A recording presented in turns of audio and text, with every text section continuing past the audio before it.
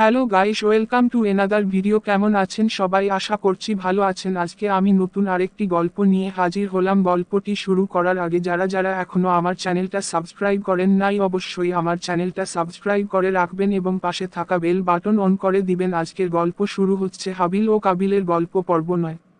তাকে 100 বছর ধরে পিঠে বয়ে নিয়ে গেল যতক্ষণ না আল্লাহ তাআলা দুটি কাক পাঠিয়েছিলেন যারা একে অপরের বিরুদ্ধে লড়াই করেছিল। তাদের মধ্যে একজন নিহত হয়েছেন। মৃত কাকের মৃতদেহ আড়াল করতে মাটি আঁচড়ে ফেলে খুনি। তাকে তা করতে দেখে কাবিল বলল, হায় আমার, আমি কি এই কাকের মতো করে আমার ভাইয়ের লাশ লুকিয়ে রাখতে পারি না?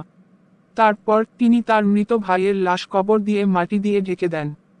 ঐতিহাসিকরা বলেছেন আদম হৃদয়ে খুব অসুস্থ হয়ে পড়েছিলেন এবং তার মৃত পুত্র হাবিলের জন্য খুব দুঃখ অনুভব করেছিলেন। মুজাহিদ বলেছেন কাবিলকে শাস্তি দেওয়া হয়েছিল তারপরেই। একই দিনে তিনি তার ভাই হাবিলকে হত্যা করেছিলেন। তার পা তার উরুর হাড়ের সাথে বেঁধে দেওয়া হয়েছিল এবং তার মুখ জোর করে সানডিস্কের দিকে পরিচালিত হয়েছিল।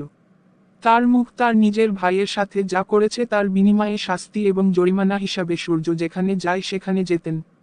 আল্লাহর রসূল সাল্লাল্লাহু আলাইহি ওয়াসাল্লাম বলেছেন সীমালঙ্ঘন এবং সম্পর্ক ছিন্ন করার চেয়ে আখিরাতে যা করার জন্য অপেক্ষা করছে তা সহ বর্তমান জীবনে পুনরাবৃত্তিমূলক শাস্তি খুব দ্রুত, আর কোন পাপ নেই।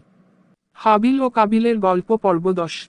ইমাম আবু জাফর তার তারিখ ইতিহাস এ কিছু লোকের বরাতে উল্লেখ করেছেন যারা বলেছেন হাওয়া 20টি জন্মের মাধ্যমে 40টি সন্তানের জন্ম দিয়েছেন।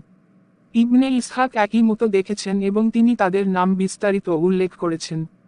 তবে তাদের নাম বা সংখ্যা সম্পর্কে কিছুই নিশ্চিত নয়। একমাত্র আল্লাহই ভালো জানেন আর কেউ তাদের সঠিক সংখ্যা জানতে পারবে না। অন্যরা বলল 120টি জন্ম হয়েছে, প্রত্যেকটিতে একজন পুরুষ ও একজন নারীর জন্ম হয়েছে। তাদের মধ্যে প্রথমজন ছিলেন কেইন ও তার বোন কালিমা এবং শেষজন হলেন আব্দুল মুগিস এবং তার বোন উম্মুল মুগি। তারপর মানুষ সংখ্যায় বৃদ্ধি পায় এবং পৃথিবীতে ছড়িয়ে পড়ে। মহান আল্লাহ বলেন, হে মানবজাতি, তোমার প্রভুর প্রতি অনুগত হও, যিনি তোমাকে এক ব্যক্তি আদম থেকে সৃষ্টি করেছেন এবং তার আদম থেকে তিনি তার স্ত্রী হাওয়া হাওয়া সৃষ্টি করেছেন এবং তাদের উভয় থেকে তিনি বহু নর নারী সৃষ্টি করেছেন। আর আল্লাহকে ভয় কর যার মাধ্যমে তোমরা পারস্পরিক অধিকার চাও এবং গর্ভের সম্পর্ক ছিন্ন করো না। নিঃসন্দেহে আল্লাহ সর্বদা তোমাদের উপর নজরদারিকারী। আন-নিসা 1।